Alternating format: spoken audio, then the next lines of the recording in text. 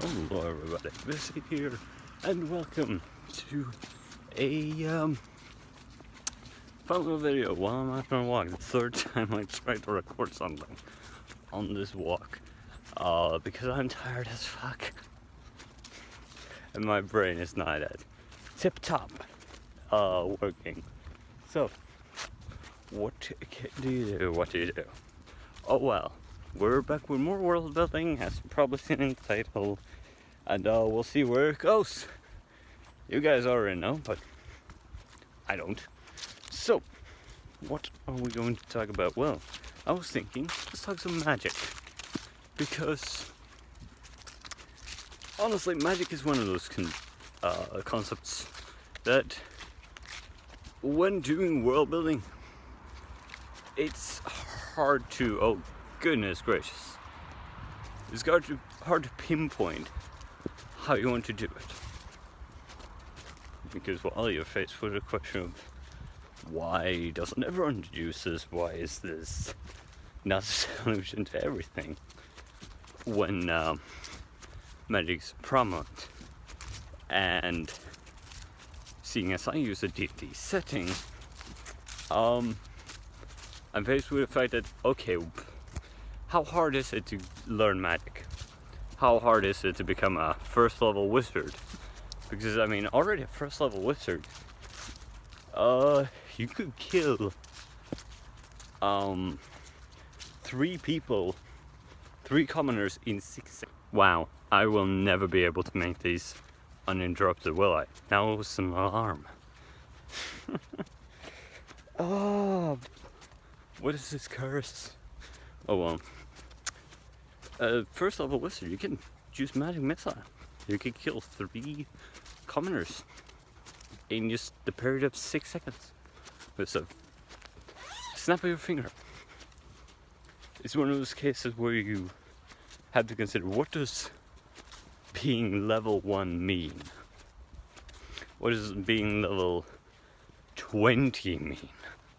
Which is why when my players suggest, oh, let's make this NPC level 20, I'm like, no. Level 20 is level 20 is legendary. At that point, you're a legendary person. You have probably devoted your life to doing what you're doing, and quite frankly, that's that takes a bit. Having those just everywhere in the world doesn't work. To my world. So, magic. On this world, you have a few branches, and Wizards of the Coast. Every time you release an unearthed arcana magic, I'm faced with a question of, oh fuck, how do I fit this in? I mean, druid circles, that's easy enough. Fighting styles, easy enough. But schools of magic is actually pretty much a situation of, oh, thanks. I love it, but it does not make my life easier as far as trying to fit this into my world goes. But let's take this bit by bit. So first of all, let's take the original schools of magic, divination, transmutation, evocation, necromancy, all those things. Those are simple enough to deal with. I call them the arcane arts, and in the world I'm building, the Boulder Deck, they fall under the creation. They are credited as being creations of the original High Elves, the progenitor elves of the High Elves, with one particular progenitor of each school. Now, then, now the Fall of the Elf happens. That's still in the works, still in the pot. That's for another time. But then we have other subclasses for the wizard, shall we say. And here's where it gets harder. Now, while there's an Unearthed Arcana class of the Artificer. That's fairly easy to deal with. You can say that, okay, Artificer, it represents basically a Technomancer.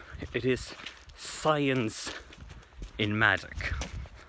And figuring that out, simple enough. You have someone who views magic as science. They fiddle around, they use magic to infuse things. That's fairly easy to say, okay, that's a recent invention.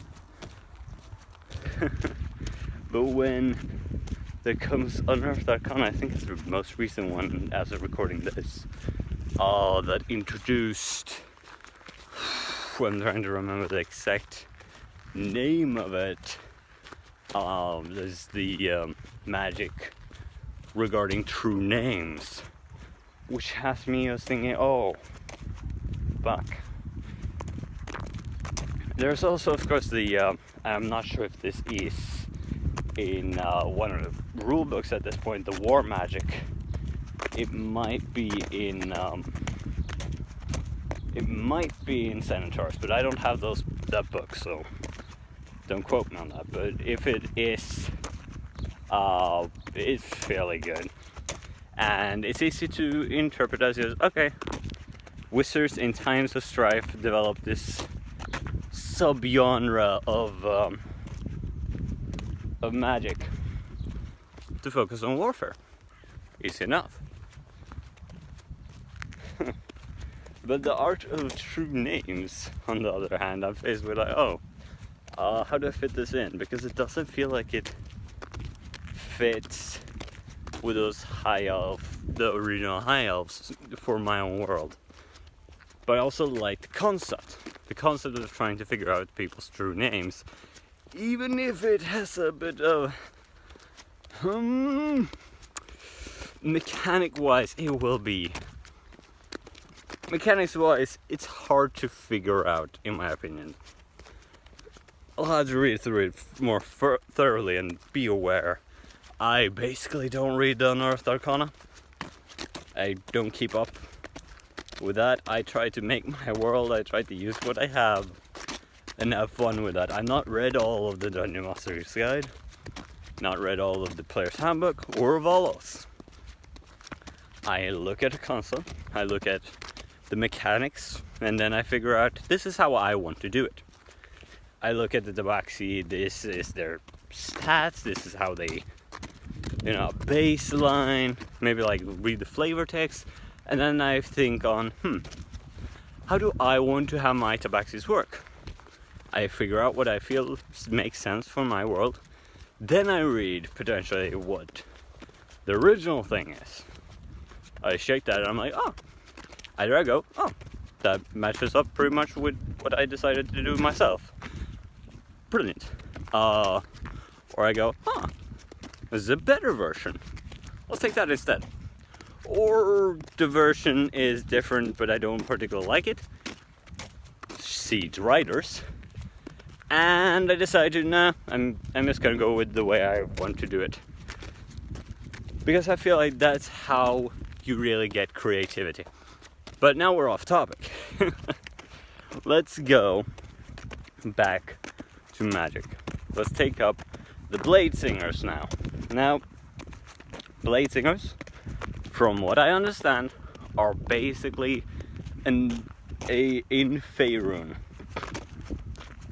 in the Forgotten Realms, the canonical D&D world, is a elf-only magic that relates to using song in combination with swords. Now, it's a cool concept, and I might use it somewhere. Maybe it's a tradition of a nomadic steppe people of elves, but I'm not sure if I will keep it as, this is for only elves and is this and this. It feels a little, it feels a certain niche, but at the same time you could fill the same niche with a bard of the College of Swords, or I think Valor could probably also do it. And I'm sort of there faced with a question of, how do I do this? How do I want to have this? Because as a DM, probably also as a GM general, I hate telling my players, no, you can't do that. I much prefer saying, okay, let's figure out how we do this work, make this work. Because saying, no, you can't do that, it's just no fun. Just sapping the fun out of people, which is why when my players roll up with, oh yeah, our mother's level 20 show stores, I'm like, no, I'm sorry. I hate saying it, but no, it doesn't work. It doesn't fit into the world. But I want to figure out, okay, how to make this work, sort of. Maybe bump them down to maybe level 10. And it's a meme among the players and me that levels, I don't dish them out quickly. It takes a bit to get levels from me. But bumping down levels just works better, and I'm always faced with the question, okay, this is mechanics. Do I like them? Is there anything I want to tweak? Typically I say, oh, I like it. Which might be why Unearthed Arcana and me has a complicated relationship, because it's playtest material.